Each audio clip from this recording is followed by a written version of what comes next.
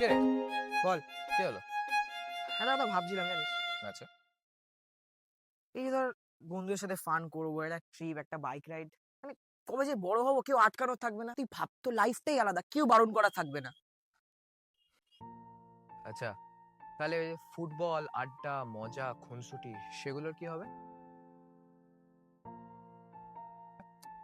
সেগুলো তো হবে, কিন্তু তুই ভাব না, এই বন্ধুদের সাথে ট্রিপ, বাইক রাইড, এই ধর হুজুগুডলি কোলাঘাট চলে গেলাম, এটা অন্যরকম একটা ফিলিং।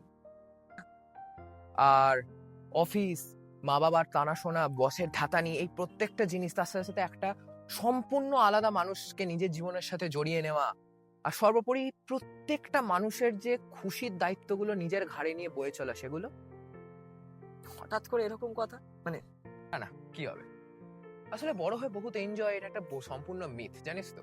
আমাদের ছোটবেলা থেকে যে জিনিসগুলো বোঝানো হয় যে একবার মাধ্যমিকটা দিয়ে দে তারপর এনজয়, একবার 12টা পাস করে যা তারপর এনজয়, আর কলেজ তারপরে তো এনজয় এনজয়। একটা সরকারি চাকরির পরীক্ষা দে, একটা চাকরি পেয়ে যা, তারপর তো জীবনের লাইফটা পুরো সেট। কিন্তু কতটা হয়? এই সম্পূর্ণ জিনিসটাই তো একটা ফ্রড, সম্পূর্ণ একটা মিথ। এই করতে করতেই লাইফটা কোথাও না কোথাও একটা গিয়ে ফুরিয়ে যায়। আচ্ছা তাহলে কি বড় হবো না? বড় হবি না কেন? না বড় হওয়া মানে শুধুই দায়িত্ব? বড় হওয়া মানে শুধু দায়িত্ব নয় রে, তখন জীবনটা অন্যরকম হয়ে যাবে। তখন হয়তো মজার বন্ধুগুলো থাকবে কিন্তু বন্ধুর সংখ্যাটা কম থাকবে, হয়তো তখন মজার বাইক রাইডটা থাকবে কিন্তু বাড়িতে ঠিক মনটা পড়ে থাকবে যে আমাকে বাড়িতে ঠিকঠাক মতো পৌঁছতে হবে। তখন জীবনে প্রত্যেকটা মানুষের দায়িত্বগুলো ঘাড়ে নিয়ে তোকে বইতে হবে, এটাই যা।